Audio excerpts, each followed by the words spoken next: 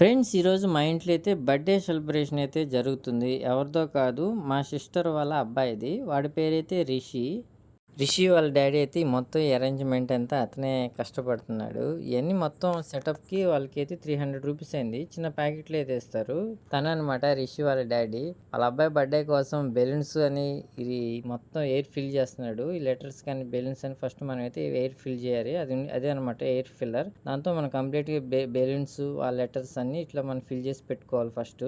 నిజంగా డెకరేషన్ అనేది ఒక ఆర్ట్. నిజంగా చాలా కష్టపడాలి. కష్టపడిన తర్వాత ఫైనల్ అవుట్పుట్ చూస్తే మనకి చాలా ఆనందం వేసిద్ది. వాడే బర్త్డే బాయ్. వాడి పేరు రిషి. మీరు చూస్తున్నారుగా T shirt, orange colour T shirt లో ఉన్నాడు.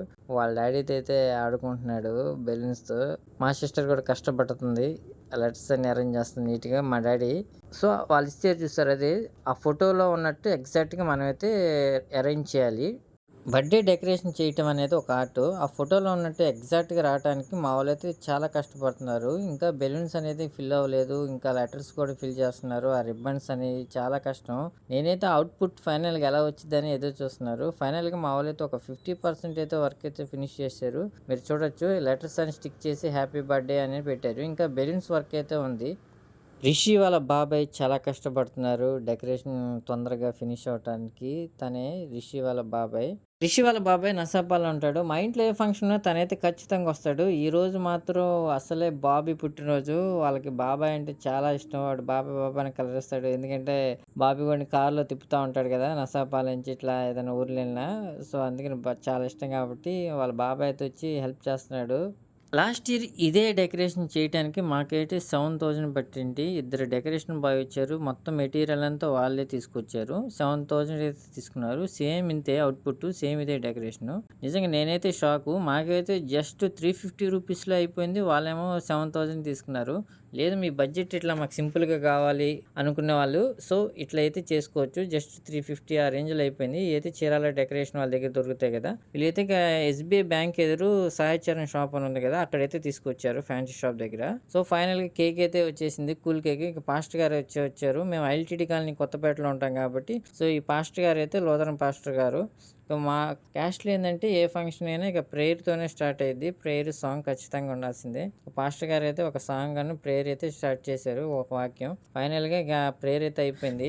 చిన్నప్పుడు మా డాడీ కూడా నా బర్త్డే అయితే ఇలా సెలబ్రేట్ చేసేవాడు. సో నాకైతే అప్పుడు అవన్నీ గుర్తులేదు. ఇవన్నీ చూస్తుంటే నాకు మా డాడీ కూడా నా బర్త్డే ఇలా సెలబ్రేట్ చేశారే అనిపించింది.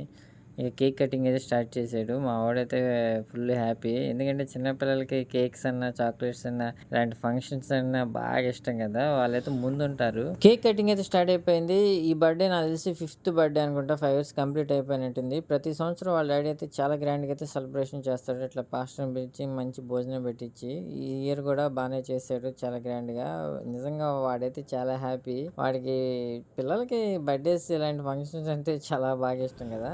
మా ఫ్యామిలీ మెంబర్స్ అయితే ఇక కేక్ పెట్టడానికి రెడీగా ఉన్నారు. అందరూ వచ్చి ఒక కేక్ పీస్ అయితే మా వాడికి అయితే పెట్టారు. నేనైతే వీడియో షూట్ చేయడంతోనే సరిపోయింది. నేనైతే వాడికి అయితే కేక్ పీస్ కూడా పెట్టలేకపోయాను. ఫైనల్ ఇక బర్త్డే ఫంక్షన్ అయితే చాలా బాగా అయితే జరిగింది. వాడైతే చాలా హ్యాపీ. ఇక ఫైనల్గా పాస్టర్ గారు అయితే ఇక వెళ్ళిపోయారు. ఆంధ్రాలో పట్టాభి స్వీట్స్ ఉంటాయి. సో అక్కడైతే స్వీట్స్ చాలా బాగుంటాయి అంటారు. మరి అది ఎంతవరకు నిజమో తెలీదు. సో నేనైతే అక్కడి నుంచి మంచి స్వీట్స్ అయితే తీసుకొచ్చి పాస్టర్ గారికి అయితే ఇచ్చాను. నాకు తెలిసి పాస్టర్ గారు ఆ స్వీట్స్ చూసి హ్యాపీ ఫీల్ అయి ఉంటారు అనుకుంటా. ఫైనల్గా బర్త్డే ఫంక్షన్ అయిన తర్వాత మేమైతే అభిరుచి నుంచి తెచ్చుకున్న బిర్యానీ, దాంతోపాటు మా మమ్మీ అయితే మటన్ కర్రీ వండింది, ఇంకా ఫిష్ కర్రీ, ఇట్లా డిఫరెంట్ ఐటమ్స్ అయితే చేసింది. ఆ మొత్తం ఐటమ్స్ నేనైతే కంప్లీట్గా ఫినిష్ చేశాను. సో ఈ వీడియోలో మా ఫ్యామిలీ మెంబర్స్ అందరినీ మీకైతే పరిచయం చేశాను. మా ఫాదర్, మా మదర్, మా సిస్టర్ వాళ్ళ హస్బెండ్ని, నేను తప్ప. ఈ వీడియో నచ్చితే లైక్ చేయండి, సబ్స్క్రైబ్ చేయండి.